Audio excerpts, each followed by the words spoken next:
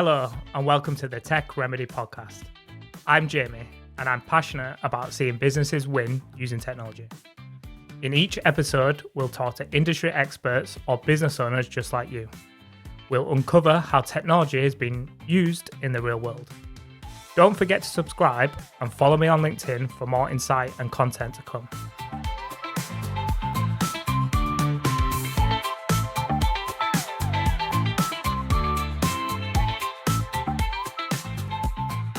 Audrie, welcome to the Tech Remedy podcast. Hi. So you a bit of background, first of all, just to let people know who you are and what you do. You started out as a performer working in theatre, film and television. You've since become a expert speaking and presentation and communication coach. Yeah. You've got a company called Honestly Speaking, where you help clients with one-to-one coaching, group sessions and kind of ongoing training. Is that right? Yep. So can you tell me a little bit about your background, your career, maybe in film and television before you've gone on to Honestly Speaking?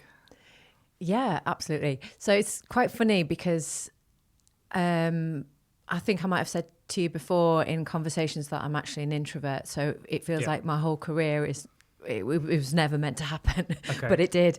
So Mum took me to dancing when I was 3 in my slippers just to try and get me going and give me a bit of confidence. And I was just incredibly shy. I barely spoke, probably till I was about a teenager. Okay. But I kept dancing. And I think that's the thing that really brought me out of my shell. And it was highlighted to me in my mid-teens that I didn't really speak very much. And then I became really aware of what speaking and communication meant and where it could get me and what it could do for me. And so I very quickly developed a little bit of confidence. It was really hard. I had to keep pushing myself out of my comfort zone. Yeah.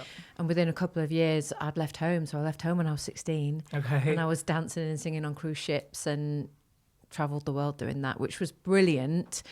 But I really wanted to become an actor. So I then went to London, just stopped on the ships and moved to London and did a degree and a diploma in musical theatre and spent 12, 13 years working as an actress in theatre, film and television. It was a brilliant time. I got to do everything really, including making coffee and selling clothes, when I was out of work and living out of a bag and all of those things as well. It's not all just glamour and work. It's everything, but some brilliant life skills learned along the way there.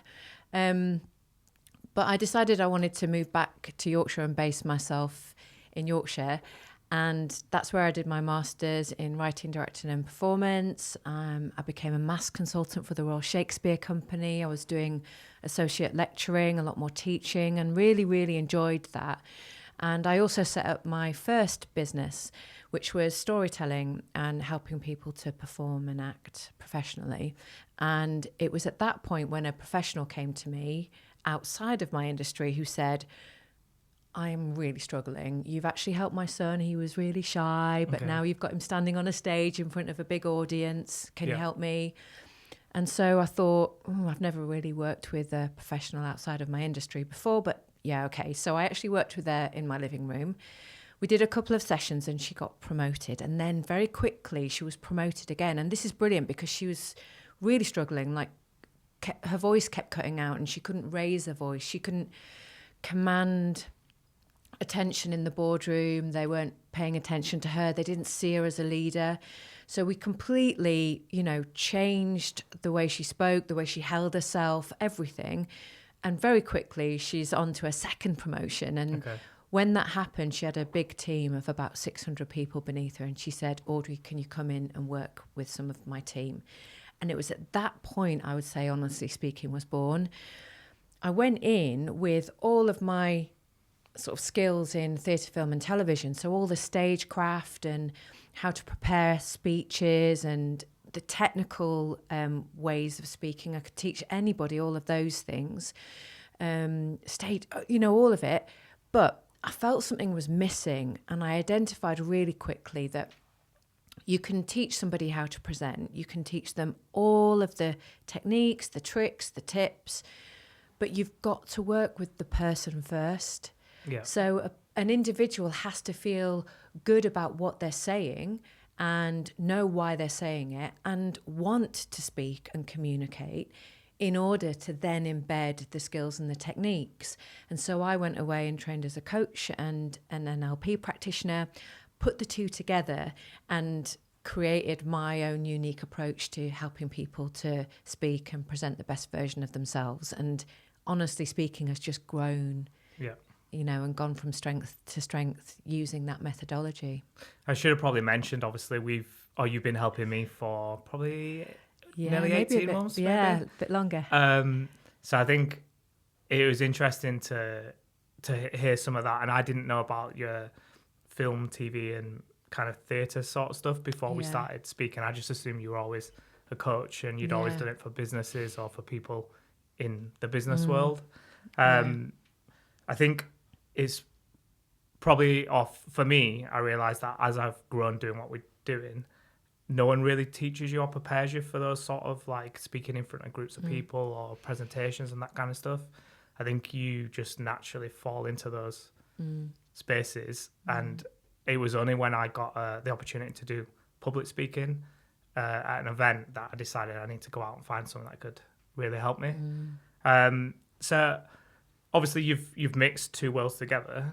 Do you think that it's the same skill set and underlying skills that apply in both worlds, as in from your film, TV and sort of theatre background to the boardroom or presenting and that kind of stuff? I think there are so many similarities. I think people often think when actors act, they're just faking it and being somebody else. There is an element of that.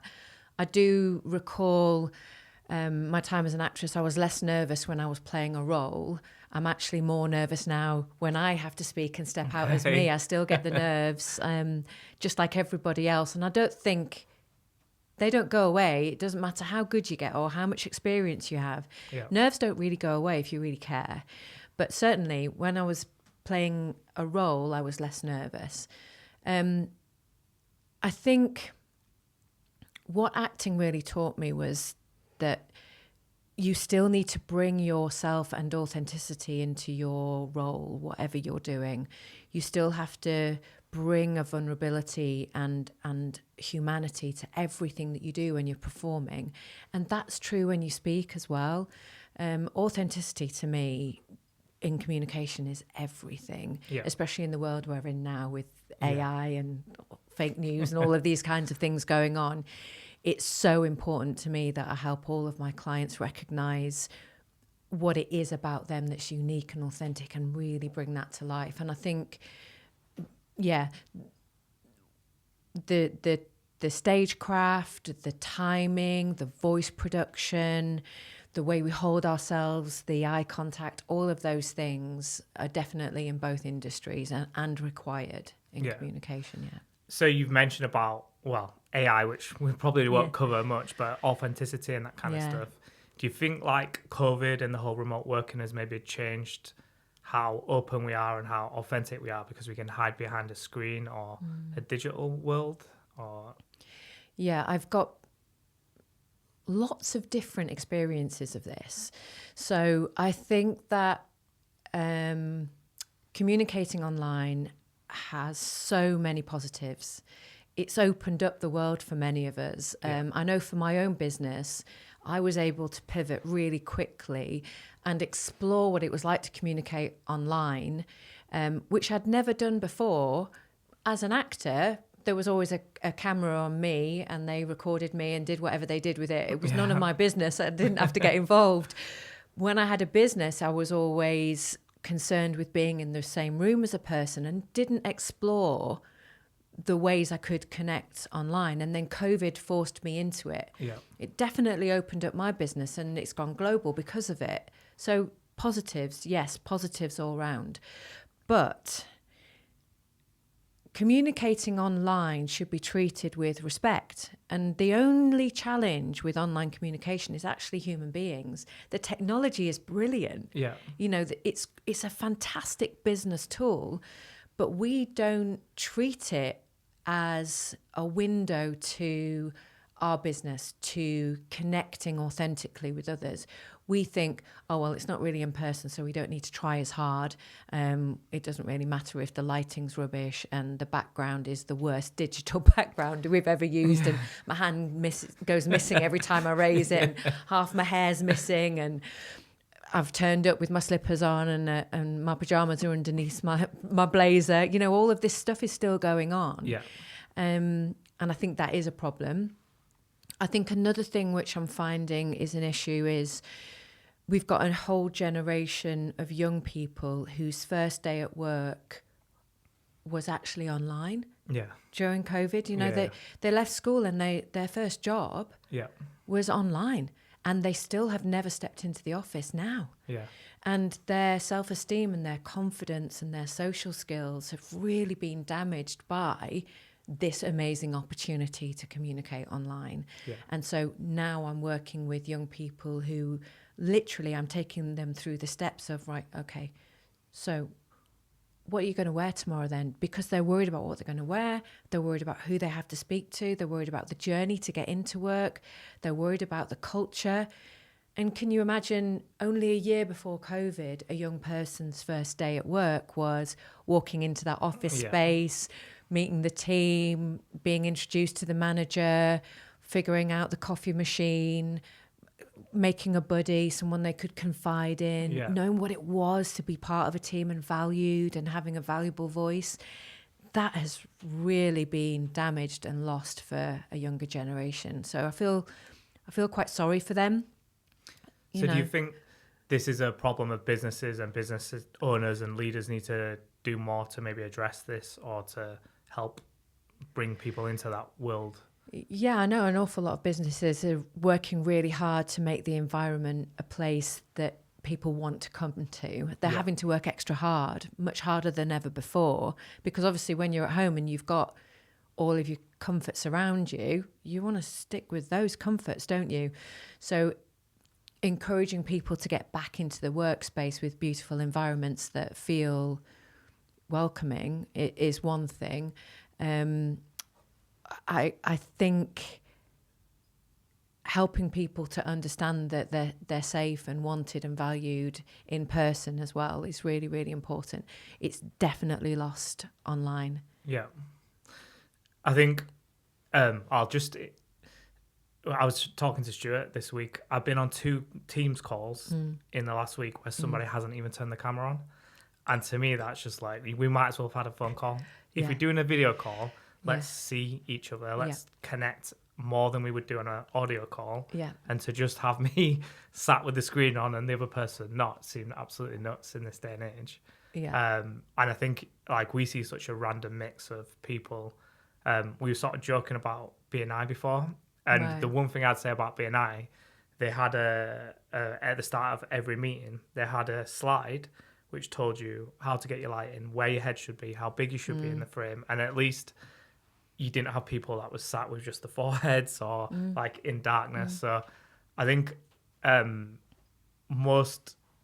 it depends is what I'd say. Some clients that were forced into remote working probably just didn't put any thought into it and just let people kind of do as. And I think more modern forward-thinking companies where maybe they're fully hybrid or remote probably are more conscious of this sort of thing. Yeah.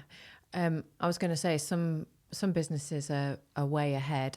One business came to me straight away within 3 weeks of us going into lockdown and said, could you write a manual for all the staff so they know how to present online? Straight away. I mean, that's really good. And you're right, if it's a business that's used to hybrid working, they've got a really great balance and there's training there to help people present well online. But yes, just to go through a few things, have your camera on. It's actually rude not to. Yeah. I mean, if you haven't moved forward with that and you're not okay with that by now, there's something really wrong. Lighting, definitely. Have that lighting on your face so we can see your features. Background, you see my face. I really struggle with digital backgrounds. If you're going to have one, make sure it's really good. Yeah. And it's not cutting pieces of you away because you just alienate the people on the other side of the screen.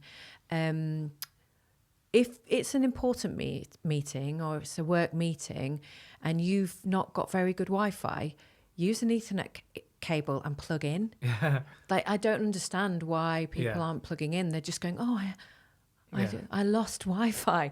Well, just plug into the internet and just stay connected, because it's your job. Just be there. Dress appropriately, like turn up as if you would want to be seen if you walked into the office. Yeah. That's shocking to me that people still aren't thinking about that. I also think there needs to be some hygiene around planning Teams and Zoom meetings as well. So have a clear agenda, have somebody to chair the meeting and manage time, so that everybody gets the opportunity to speak, nobody overruns, and everyone still feels valued. Make sure you're including everybody's voice on the meeting, making sure you stick to time. I just can't understand why people are failing to manage meetings online when they could literally use the same principle as they use in person. Yeah. I think that's a good point. I noticed in COVID especially that if you had a hour meeting booked out, because that was the default like time interval, you could finish at say 45, 50 minutes, but people, because it was booked for an hour, would just fill the time and you'd end up being on the call for an hour. Whereas in person, you wouldn't just sit around the meeting table with people. If you finish, you're finished. Yeah. And I found that there was loads of intricacies like that where people treat it differently just because it was a virtual medium. But as you say, the rules should apply to both. Yeah.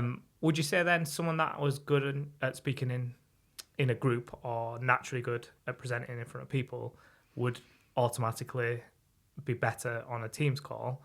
Or do you think it's more a mindset of how they treat that medium versus an in-person? Yeah, I think it's both things. They have to treat the medium with respect. But if they're of the mindset of, I am going to communicate with these people online as if they were in the room with me, then they've probably pretty much got it nailed. Yeah. So that's the mindset. You behave as if you're in the same room as that person, even when you're not. Yeah. And that really helps to build rapport. There was something brilliant you said about the proportion of your body involved. Yeah. I mean, if you're somebody who's a brilliant presenter, if you've cut off half your body and we can't see your gesture or your shoulders move and we only sort of get this kind of face with no neck, you're cutting off so much communication. And it's really difficult for people to just engage with the head. Yeah. We need a bit of body in there as well. So distancing yourself a bit, be really good. But yes, if you're a natural who likes to speak in person with people, you're probably very likely to be good on camera as well. Okay. So in terms of, I guess, for people that aren't as natural or people that see the importance of this, and I think what we're saying is it's more important than ever, both in person and virtual, to do this.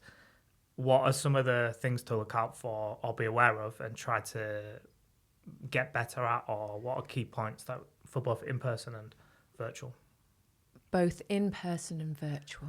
Okay. Yeah. Or break them apart if you want, if it's a different skill.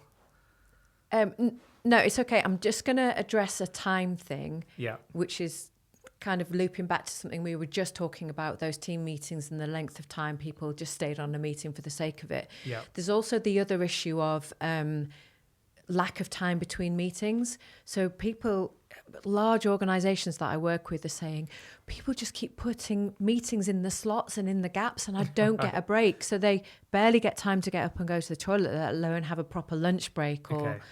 So I'm saying, make the meeting slightly shorter and give time for you to stand up and walk around and go to the loo and get a drink and then sit back down.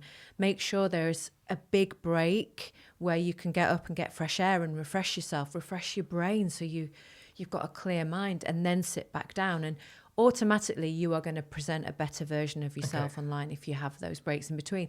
Because in person, you would have left a meeting and you'd have walked out and gone and made a coffee or gone to the loo before you'd even dream of going back to your desk or going into another meeting. I think that's a good point. There are some tools that you can schedule sort of a buffer before and after, so people can book a meeting time with you on your calendar, but then it will automatically hold the element before and after, so you can't go back to back. So that might be something people could look So at. more organisations need to have that, because at the moment, the people I'm working with in very large organisations, by the way, they're having to put in their own buffers either side of a meeting. So that would be a really good thing to have. Yeah. But yes, okay. So if we want to present the best version of ourselves, both online and in person, time is a big thing. So give yourself some time.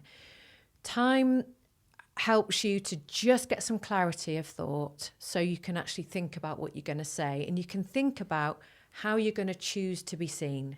This is a big thing. I talk about it a lot. So before the screen pops up and before you press go on your meeting, or before you walk into the door of a room, you've got to think to yourself, how do I want to be seen? It's actually your choice. On both mediums, in person and on Zoom or wherever you are, you choose how you're going to show up. So am I going to show up relaxed? Am I going to show up with a smile on my face? Am I going to help others in the space feel relaxed and calm and ready to communicate with me? Am I going to help them feel safe and happy? Yeah. Make that choice. Take a nice deep breath to slow down your pace, and then go. So that's the first thing I would say. Managing your own state is so important. After that, the second thing is to listen carefully. So people often worry about, I need to think of something to say, I need to fill the gaps, I need to appear smart, so I need to say my piece. Take a step back. Listen to what everybody else has to say in the room, and then you can gather evidence. You can really hear what everyone's talking about and take some time to process that, so that when you do speak, you've got something of value to say, something of value to bring. Not that you wouldn't have value to bring anyway, but at least then you're doing it in a careful and considered way that feels right for you. Yeah. I think there are some basic things like take care of your own health generally. It really, really does matter. Have you eaten well? Have you slept well? I know it's not always possible, but really try and do those things. Think about self-care. Like, am I dressed in such a way that makes me feel good about myself? And does it represent me in a way that I want to be seen? These things really help to build our self-esteem, and they help to promote good communication. Think about your body language. So I use gesture a lot. People always say to me, like, what should I do? How should I use my arms? Should I? And I say, if it reinforces a point, if it helps you to emphasize your own words and it's natural, do it. Yeah. We don't want everyone to look the same or appear the same. We're not robots. We're human beings. And if we want to gesture and articulate and express ourselves in a certain way, do it if it's authentic. What's not okay is faking it.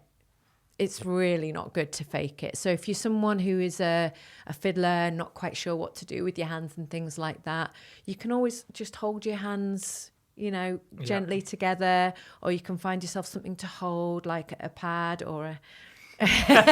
My hand shake loads when I'm not holding this. A pen, something like that. I think gesture is really important, and movement. Eye contact, again, it's an amazing thing. So we don't want eye contact all of the time, because that's just weird. I mean, if I just look at you the whole time and don't look away, it gets a bit scary. So what we want is eye contact, which says, I'm engaging with you, I want to engage with you, I'm open, my face is open, I'm smiling. Smiling with your eyes is a great thing as well.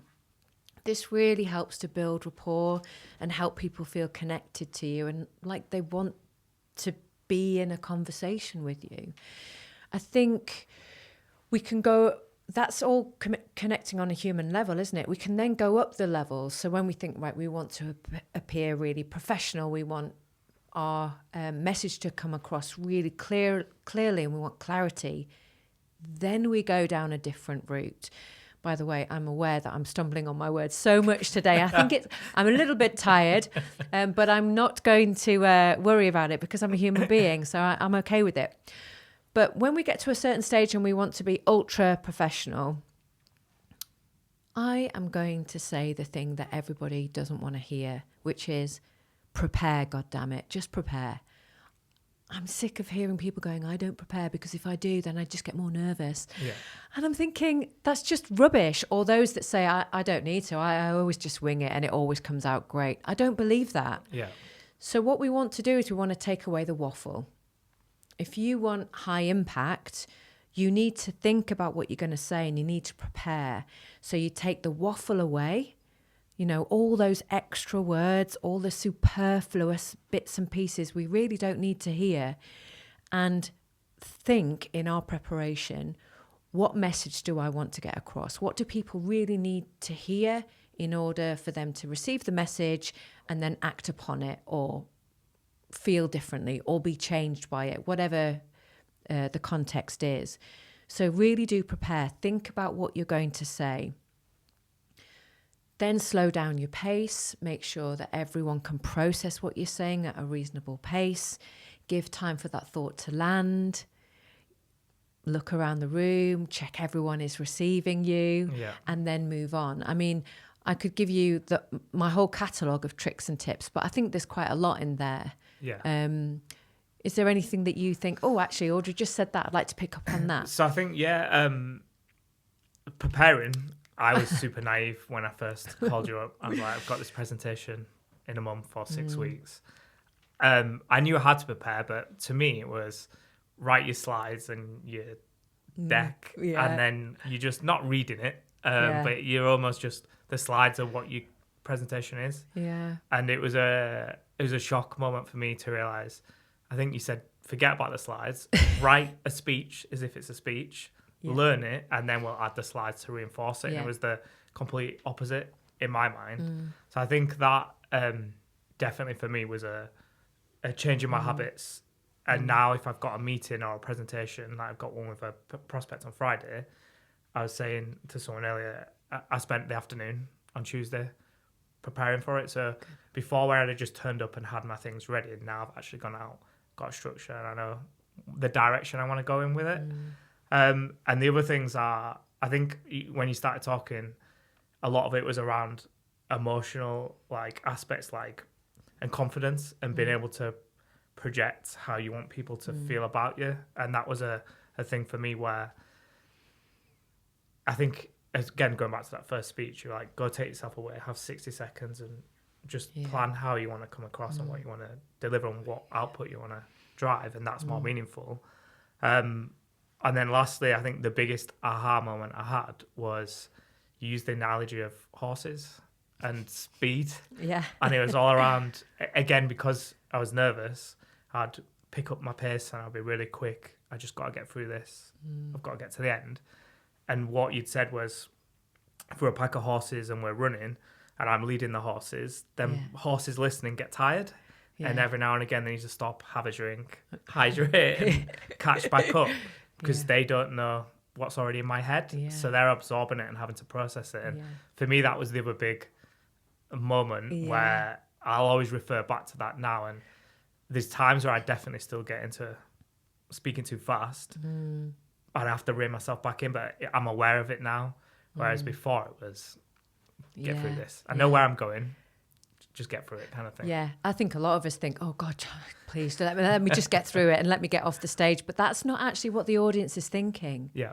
The audience is thinking, I'm here, I've sat myself down, I really want you to give me something of value. I want you to be okay up there. I want you to feel relaxed. I want you to be able to speak to me so that I can receive some useful and valuable information. And you're right, they want to be side by side with you.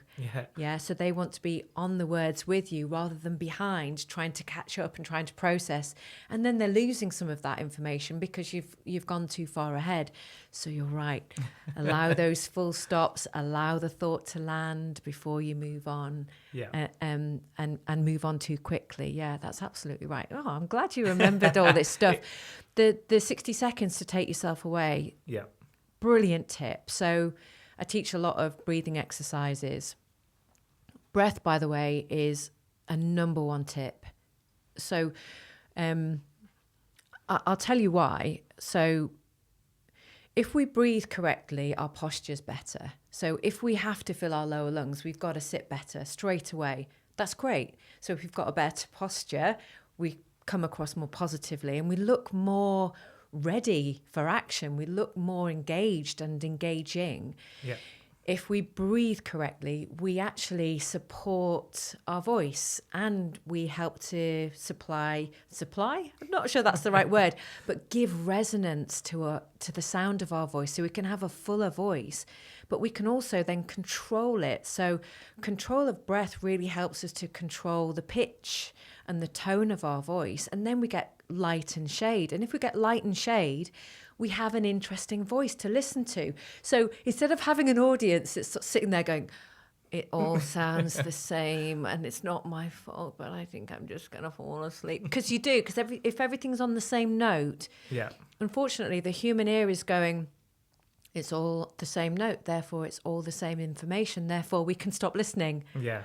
And that's not what you want. So you want to have light and shade and a change in pitch and tone. And that comes from breathing correctly. Then another reason is if you're breathing correctly, you have to slow down, because you've got to give yourself time to take those breaths. And what that does is it slows down your pace of delivery. When you slow down your pace of delivery, you're giving yourself a fighting chance to deliver words correctly, and also for the audience to keep up with you. So that's another one. Breath also helps you to oxygenate the brain. So a lot of people struggle with memory recall, and they're thinking, crikey, I'm never going to remember this speech. If we breathe correctly, then our brain is nice and fresh, and we remember the words, and we can get through it far more easily. So, I mean, there are so many reasons to breathe correctly and get it right. So, another one as well is power. So the more breath you have in your body, the more power you have at the end of a sentence. So you want power at the end of a sentence. I don't know why, but many speakers, especially English speakers, we fall off at the end of a line, so we go down. Yeah. And when we do that, we're saying the end of the sentence is less interesting. How are you today? I don't really care how you are today. It's falling off at the end of the line. Yeah. And what we want is to keep the energy going right to the end of the line, so that everybody understands us and gets the full meaning of the sentence. But you can only do that if you've got enough breath in your body. Yeah. So breathe. If we take ourselves away for those 60 seconds before we step on the stage, or before we press go on the Zoom or the Teams, and think, right, I'm going to have a little bit of a breath reset. I'm going to breathe correctly, breathe into my lungs. And I'm just going to do that for 60 seconds, breathing in for 4 and out for 8, 4 times over. Then I'm going to say, right, okay, what do I want to get out of this? I want this result, or I want people to feel this way. Answer that, and then just go and get on with it. Yeah. It's brilliant. It's so powerful. Yeah. And it just sets you up for success, really.